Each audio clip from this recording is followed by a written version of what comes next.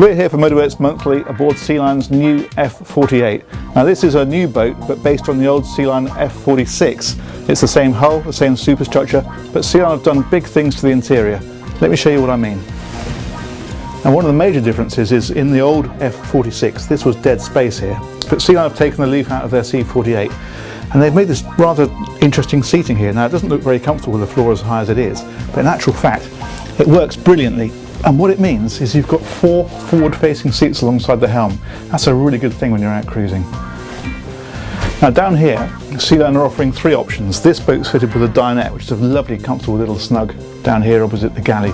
But you can have this as a 2-bunk guest cabin, or alternatively, they'll make this into a little office where you've got a desk at this side here and a couple of Pullman berths that come down so you can still use it for sleeping, and then a blind that curtains it off from the rest of the accommodation. So further forward you've got your guest cabin, that's got a double berth in it, and you've also got an ensuite which doubles as the day heads and a separate shower area which is rather nice.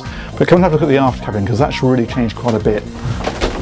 So the actual floor layout of this cabin hasn't changed very much, but what is different is the ceiling. Whereas on the previous boat this was quite a low centre section, you ended up with 2 channels where you had to duck under. Now you've got headroom right the way across here, a lovely big floor space, there's seating on this side, and it's completely transformed the feel of this cabin. So the whole effect of this boat is to feel like a completely new model. It works really well, and there's masses of spaces throughout the whole boat. But where they've really raised their game is in the detailing. If you look at areas like this, where we open this table, the quality of the hinges that they're now putting in, the fact that they've stitched this area here and on here, the handrails as well, all stitched, it lifts the whole ambience of the boat completely.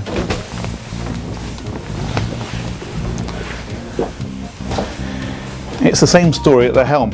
You've got this lovely matte black finish, there's not a single exposed screw head anywhere, and look at these seats with this lovely Sealine emblem stitched into the back of them. Just raises the ambience of the boat and just takes it into another level. Anyway, that's the interior. Let's take her out in the water and see how she handles. We've got rather a grey day out here in the Solent today, so we're driving from the lower helm position.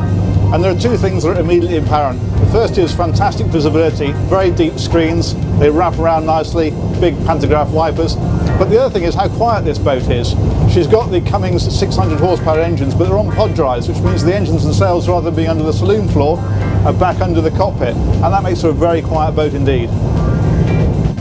The other thing is, with these pod drives, is fantastically light steering. So we can put her into a turn with 1 finger, and she'll really crank over and turn very nicely indeed.